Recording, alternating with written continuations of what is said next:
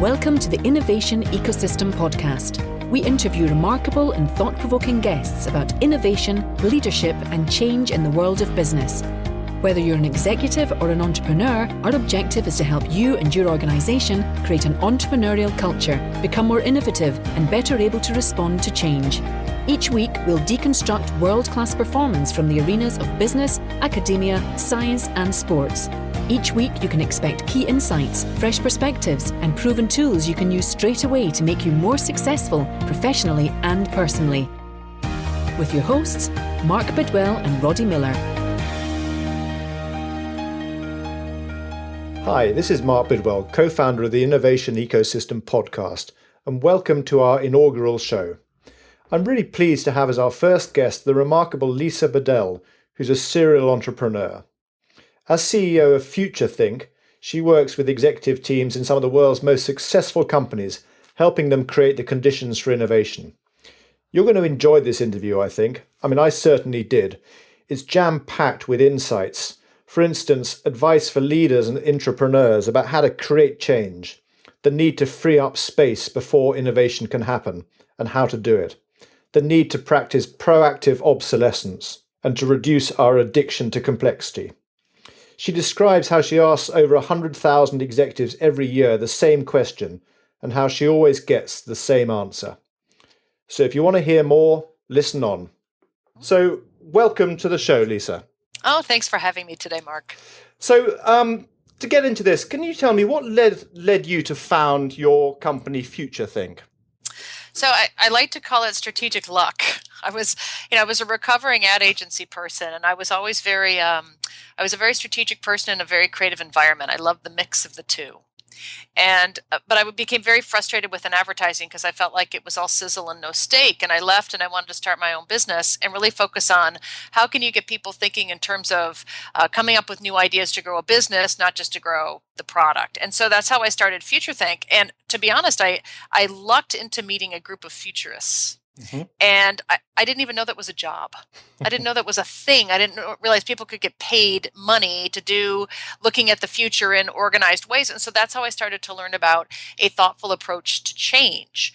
And I got my certificate degree in strategic foresight. And that's what really launched me into not just consulting people on how to come up with new ideas, but how to help them actually get more comfortable with change. Because I think ideas are easy. Mm-hmm. It's really creating that environment where people feel comfortable with change in the first place that matters. And that's why futurethink started. Okay. And then pretty quickly after that, I guess the book arrived. It did. And it's quite a revolutionary book and it's quite provocative. And I'm not talking just about the title and the cover, but also the approach. Yes. So tell me a little bit about how did you land on that angle for introducing it? Well, it's interesting. A lot of the things that have happened to me in business-wise, they came out of frustrating experiences. I'm a natural problem solver. And when something doesn't work, I like to be able to tinker and figure out why. And what happened with Kill the Company was, we were coming in and being invited to teach people change. Executives were asking us to come in and teach their teams change. And what we found was when we got there, the very people that asked us to come in and teach change were the ones that were resisting it. When we got into the room, it was kind of like, here, teach change, but not that much. Tell people to think differently and be disruptive, but not disruptive in my business. So it was this counterintuitive thing. And we realized that what people say they want in terms of change and how they approach change is all wrong. And the reason why is they spend a lot of time with the sexy part, which is let's create more, let's come up with more ideas. And a lot of leaders and a lot of people on teams resisted it because they don't have any more space for ideas. They are bogged down in the minutia of every day. And so for you to be able to start change, you have to create the space for it first. And what we realized was Kill the Company was about how do you get okay with identifying problems, getting rid of things, stop doing things to begin with, so then you can create the space for people to really feel comfortable to change. Asking people to take on more does not work. Asking them to take on better or more valuable does, but they have to have the time and the bandwidth to be able to do it. And that's Killing Your Company will help you achieve it. So that must have been pretty frustrating. On one hand, being invited in to talk about change and then recognizing very quickly that they weren't serious about it. Right. And it was kind of the analogy I always give is that it was like being given a box of crayons, telling people to color this incredibly vivid picture of the future, but only color within very specific lines. And you already know the picture you're going to get, so it's a completely futile exercise. And we wanted to tell people to stop operating with handcuffs and start better operating with guardrails. Give people the tools, but then trust that as long as they know where they're going, that they can color it and paint it in lots of different ways. And that's where things like diversity and creative thinking and different kind of hiring comes up, because you want lots of different types of people on your team, and you want to get comfortable with the fact they might approach things in different ways. Leaders get okay with that as long as they know you're going towards the same goal, and Kill the Company helps them get comfortable with that. Okay, so I mean, in the book you talk a lot about culture as being a blocker for innovation, and I'm actually an anthropologist a long time ago, so I kind of I relate to that. What about I mean, what do you look for when you walk into an organization to as you form a view very quickly of a culture? I mean, what are you looking for to help you understand whether the culture is either a blocker or actually going to be an enabler of what you're trying to do with the client? So the mindset of the leadership. So we'll go in, and one of the tools that we quickly do with people is called PPCO. And I'll tell you what that is in a second. But the idea is you present a new idea to a group with the leader in it, and you ask for the feedback on what is seemingly a ridiculous idea. And you get a very quick picture based on the feedback you get to new things, how leadership approaches change, how much innovation is allowed, how much risk people can take. Because usually what happens is within a lot of companies and with a lot of leadership, they think that they're being smart in managing risk, but actually what they're doing is being professional skeptics. They can tell you everything that's wrong with something before they can tell you what's right. And a lot of times they can't tell you anything that's right. They're too focused on the negative. And so we know right away that that's a culture that's based on fear, not embracing risk, sticking with the status quo, no matter what comes out of their mouth and they say they want in terms of change. So this tool around PPCO actually helps them get in the mindset of positives, potentials, and then talk about concerns and overcomes. So PPCO. Yep. And the reason I talk about that is what that allows people to do is get into the language and the mindset of thinking positive first and concerns second. And you start to get them in the language and the mindset of change being okay. Because most of the things that hold people back are leadership. Yep. Leadership is the number one barrier to change. Interesting. And so in terms of I'm curious about what do the really good leaders, I mean, so leaders as a barrier to change, what do the leaders that actually enable change, what do they do? What do they look like? I mean, and how do you spot them beyond using a tool, which is obviously a very, very effective diagnostic? A few things. I mean, their number one job is barrier busting.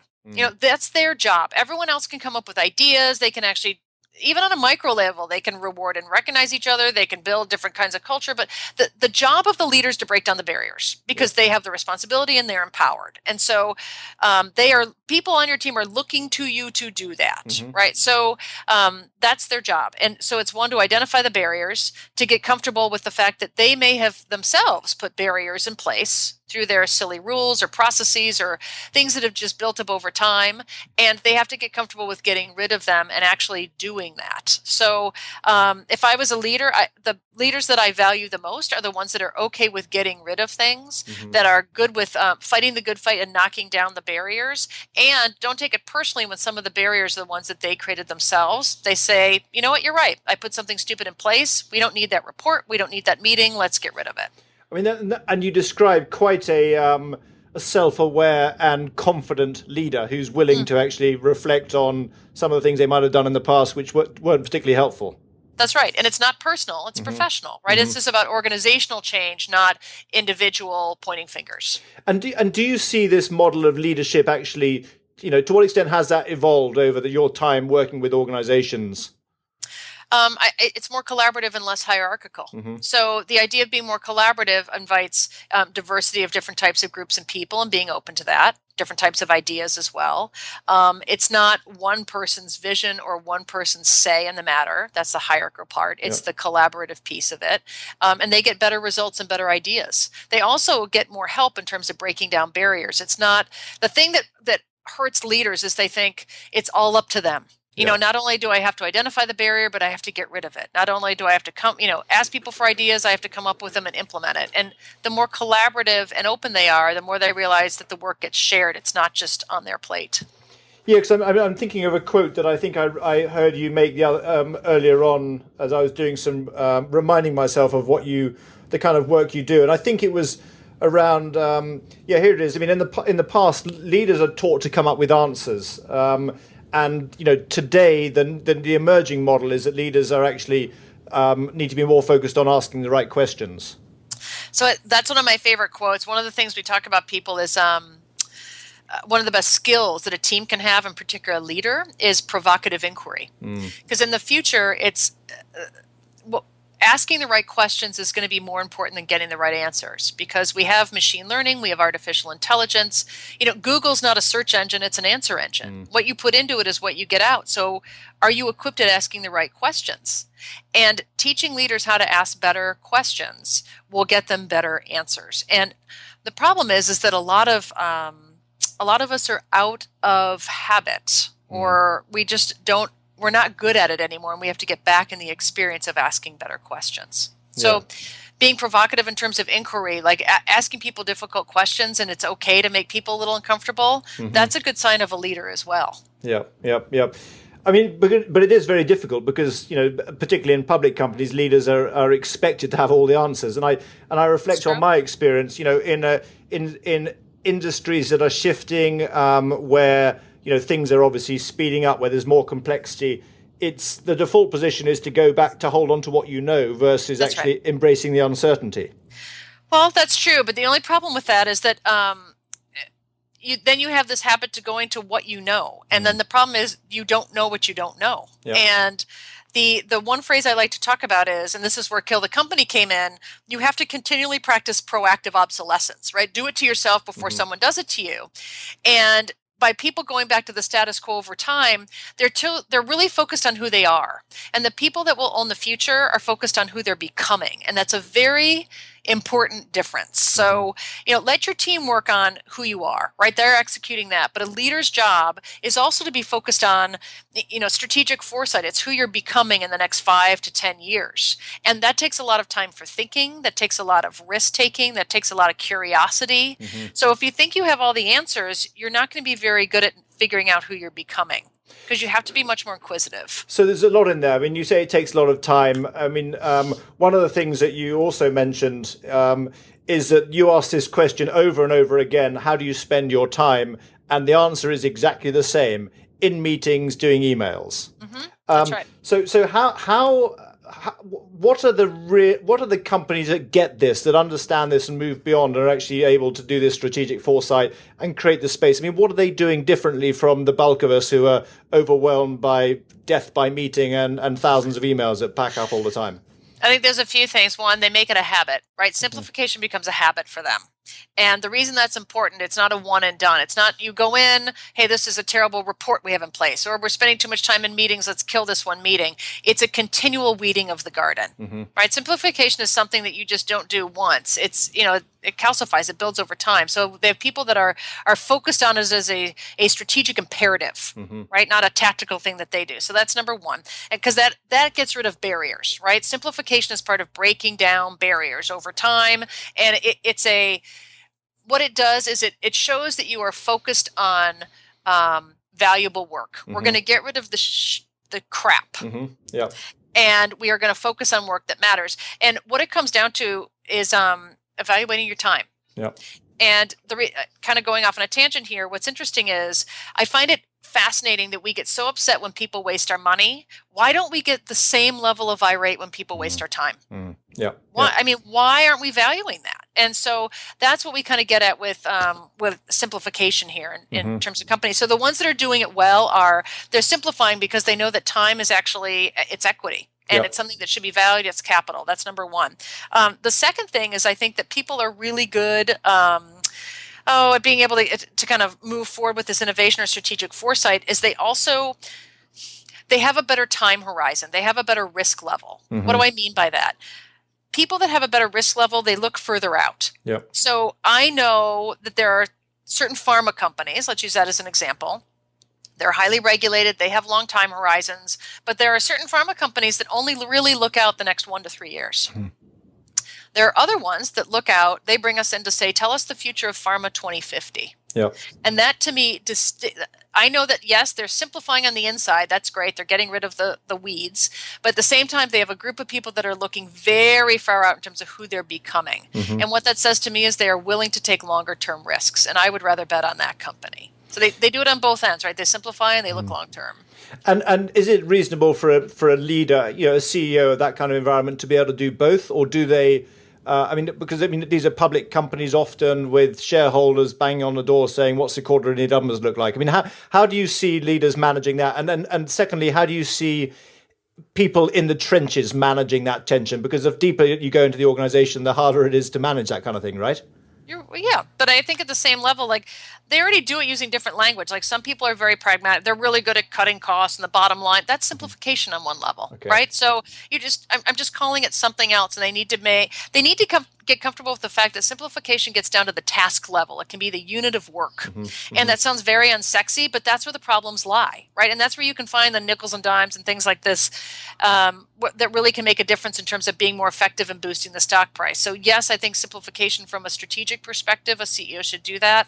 And I also think from a strategic foresight, they have to do that. Stop being so, at least pardon the US perspective, but being tied to quarterly earnings is just, I think, a death match. Yeah. So they need to have a team, I would think, call it the CSO, can own strategic foresight. And I hesitate to say the COO can own simplification, but if it has to sit somewhere in the organization, it's probably there. To be honest, I think simplification at some point has to be it's either a separate group. Some people are starting to be CSOs, Chief Simplification Officers. Really? Which I think is fascinating. Or it can sit within HR, which does not seem intuitive at all. But the reality is the purpose of simplifying to create that space for more is it's if you get the work right, you get the culture right. We spend way too much time on cultural aesthetics of colorful walls and whiteboards and all this stuff. It doesn't matter. What matters is the work that we do every day. That is culture. And if the work that we do every day is meetings and emails, then people are going to leave. So simplification is a retention strategy and a recruiting strategy. So I don't know if that's the COO or frankly the CHRO, but it could fit in either bucket. Yep. So, one of the things that I like about your book, we talked about it being quite provocative, is you talk about the power of the middle of the organization to drive change. And this is why it's sort of a little bit sort of almost Marxist or certainly revolutionary from that point of view. Well, certainly by the cover. Now, many listeners would welcome your advice. So if you're an entrepreneur, so let's say a 30-something individual deep in the bowels of an organization, frustrated because they see things happening far more quickly in other organizations and they've got good ideas, but they're having difficulty moving stuff forward.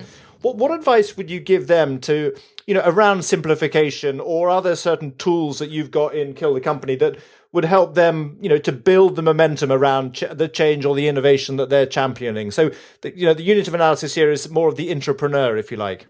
Sure. I think that the difficult thing about being in the middle is you don't feel quite empowered. You're responsible, but not empowered often. Yeah.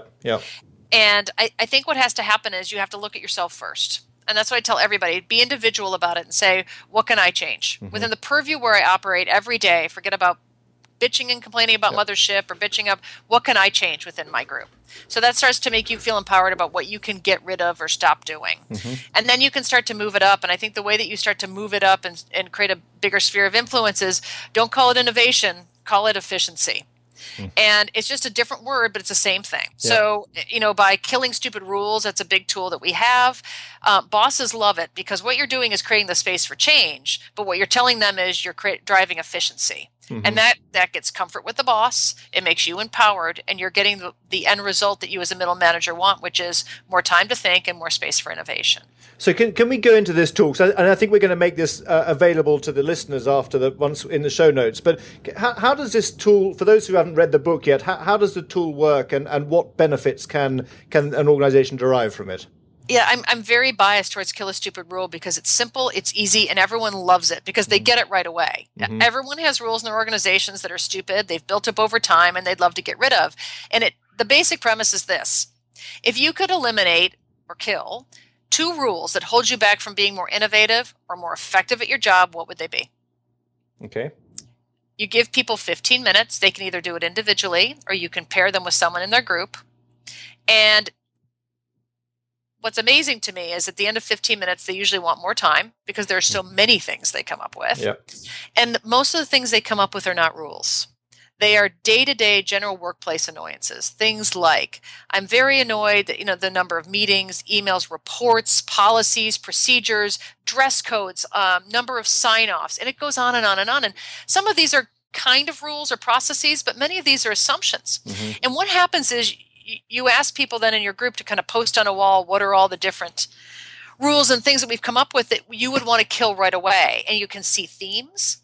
You can start to have discussions. I've actually been with leaders before where they've stood up at the wall of these Post-its and pulled them off the wall and said, who told you this was a rule? I never told you this was a rule. Don't do this anymore.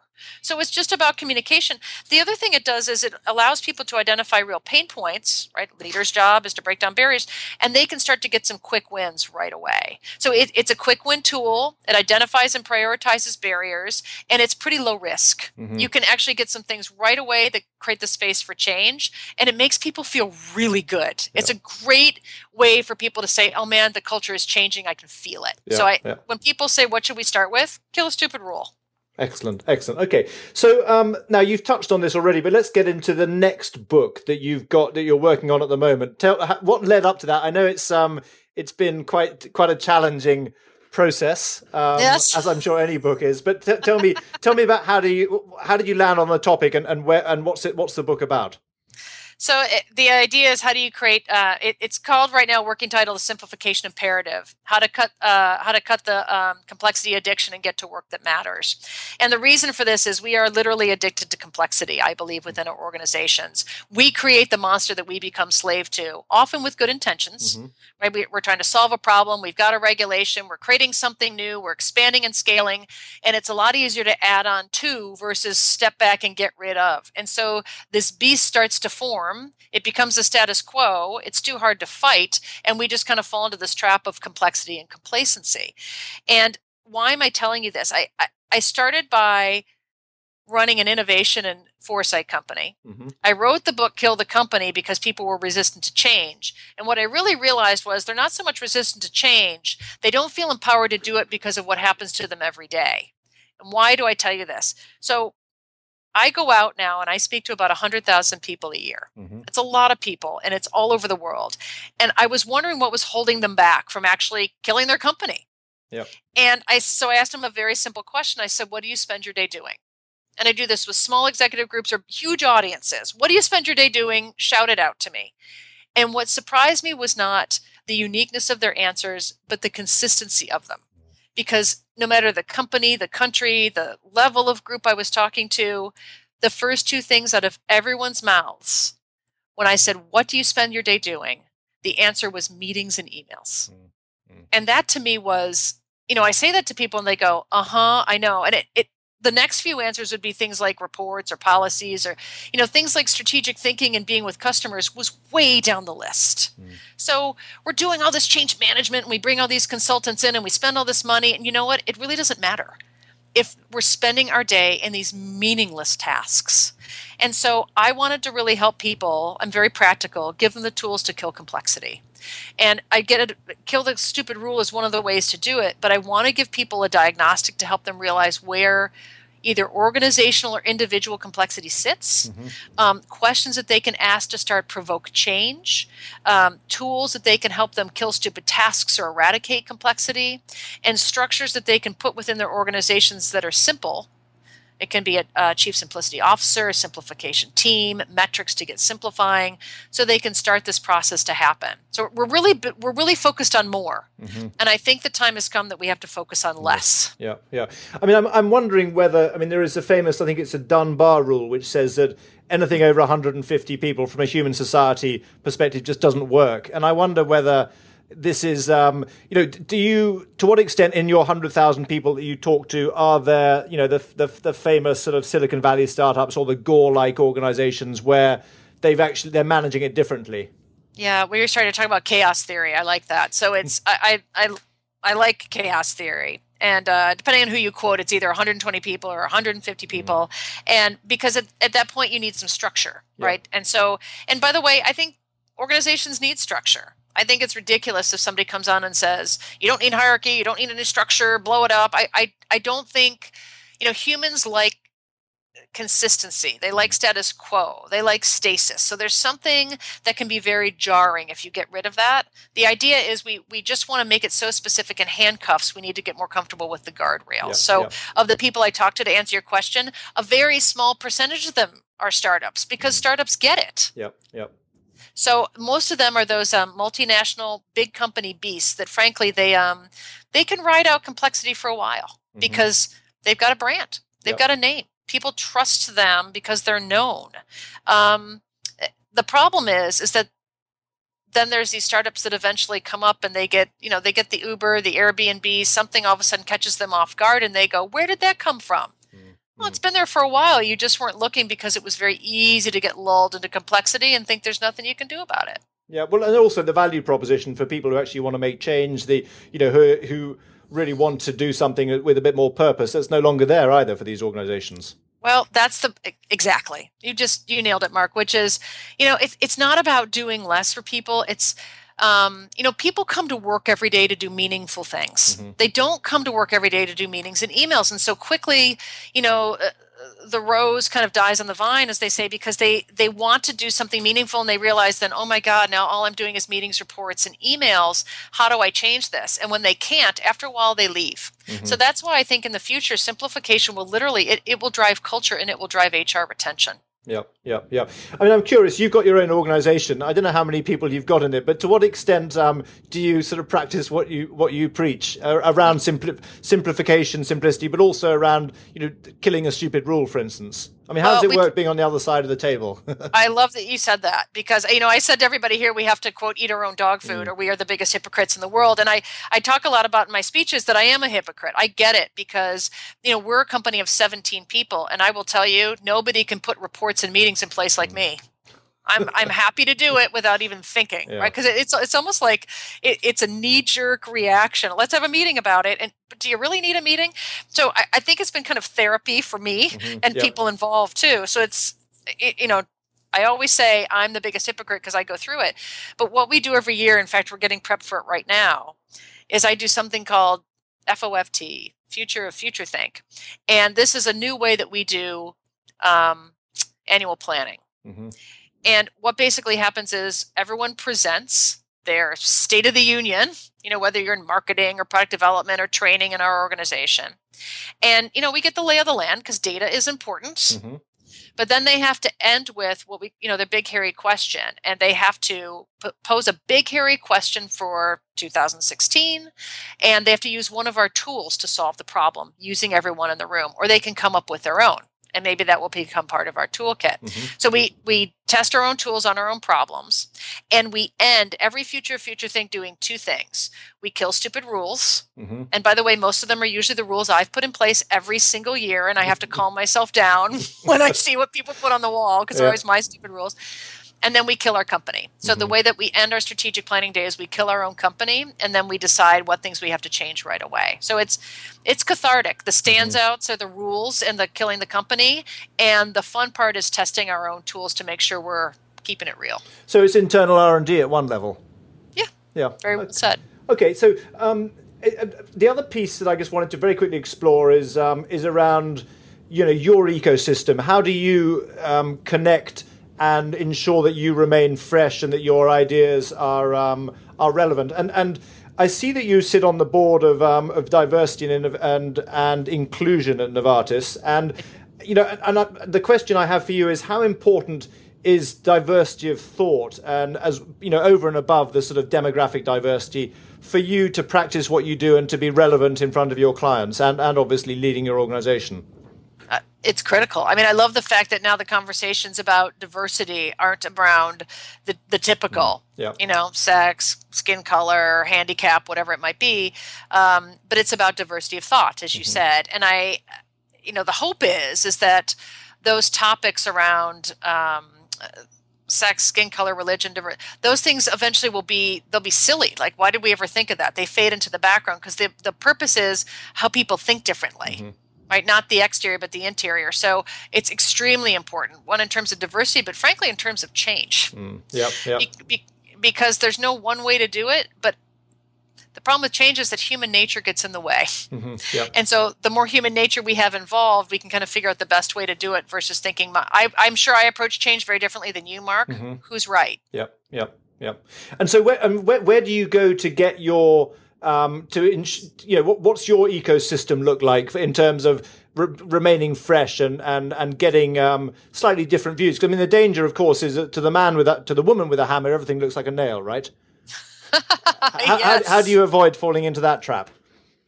Yeah, I mean, there's a few things, and a lot of it involves comfort zone. It's like, how do you meet somebody who has nothing to do with what you do? And I try to do that once a week. So I'll tell you a few things I do. One is, how do I meet someone that does something completely different than me once a week, just to stretch my thinking? And like you said, you were previously an anthropologist. Who knew, right? Who knows that I'm a futurist? I mean, some people would know that. I'll meet with my friends who's a chef. I'll meet with my friend who is an inventor. I'll meet with my friend who started a clothing company. I'm amazed at the things that I learned from them.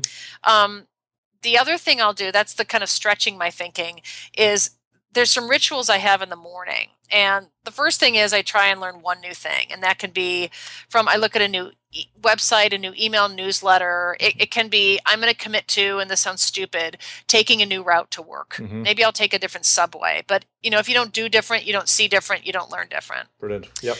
The other thing is, I think we all, especially leaders, are really good about their to-do list. And you fall into the urgency trap. What do I have to get done? And I've been really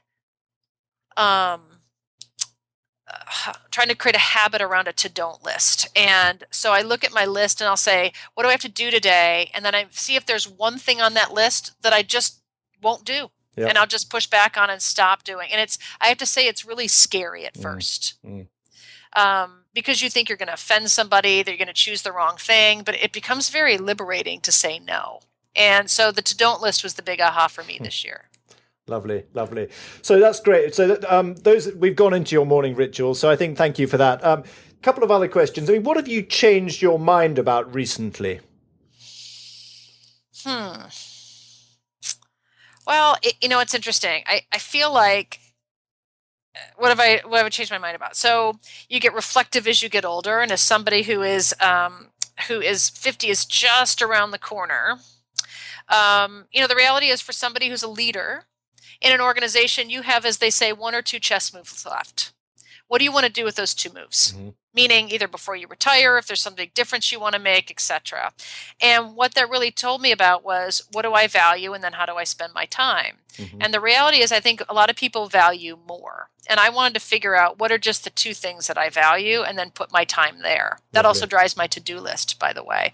So what have I really changed my mind about, which is the value of my time?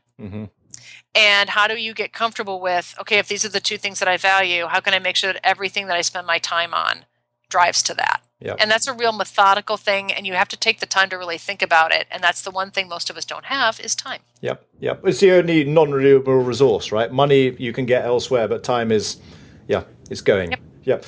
And I presume that is this going to be a theme that's covered in the book? Yes. Yeah, wonderful. Okay. And this comes out, when does it come out? So September of next year. Super. The manuscript is due in a couple months, and then goes into its publishing cycle, and September 2016 is the goal. Wonderful. Well, we'll look forward to that, and we'll let the audience know as it's coming up. Final question. And you set it up beautifully by revealing how close you are to entering. I'd say the back nine, Lisa, is how I look at this. So what advice would you give to your 25-year-old self? To my 25-year-old self, it's interesting because I really was focused on my career and what the linear path would be. Like, does it make sense? Does it? It's easier for me to say this now because I've had a very eclectic career, but I would say don't worry about it so much. Get as many experiences as you can, and then you'll see what really interests you. I almost feel like I look at so many of my friends who chose a very linear path, and I'm not sure that they're very happy. And I think being able to try a lot of different things and then follow the things that really turn you on, so to speak, is definitely the way to go. Because as you play the back nine, you're not going to look back on and say, I'm glad I really had that resume that pleased everybody else. Absolutely. No, I mean, very, very good advice. Very good advice. Well, Lisa, it's been a great pleasure to meet with you again. I really enjoyed our talk, as I'm sure our listeners did. And thanks for your time. And let's keep in touch. Will do. Thank you so much, Mark. You're fun. Not at all. Thanks a lot. Goodbye. Goodbye.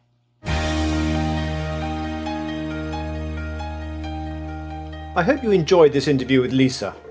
The thing that struck me most about my talk with her was the need to create space, both personally and in the organisation, prior to starting the innovation or change process. And I'm not just talking about making time in your calendar, but also taking work off other people's plates, stopping certain things before you can start something new. And it's obvious when you think about it, but very rarely do leaders actually do this, and I wish I'd been more mindful of this in previous roles. It would have saved me and also my team a huge amount of work and heartache. So this is a theme that we will return to in our next week's show, when my good friend and business partner Roddy Miller interviews the former CEO of one of America's most successful brands and businesses, American Express. Now, in the meantime, head over to our website innovationecosystem.net, all one word, where you can download a tool from Lisa's Innovation Toolkit, which she's used in hundreds of companies over the years, with quite remarkable results. And you can also see the show notes, get a transcript, as well as sign up for our newsletter. And if you like the episode, please go to iTunes and write a review. These shows take time and energy to make, and we really would like to hear from you and to get our work out into the innovation ecosystem for executives and entrepreneurs like you to benefit from. Thanks again for your time and have a great week.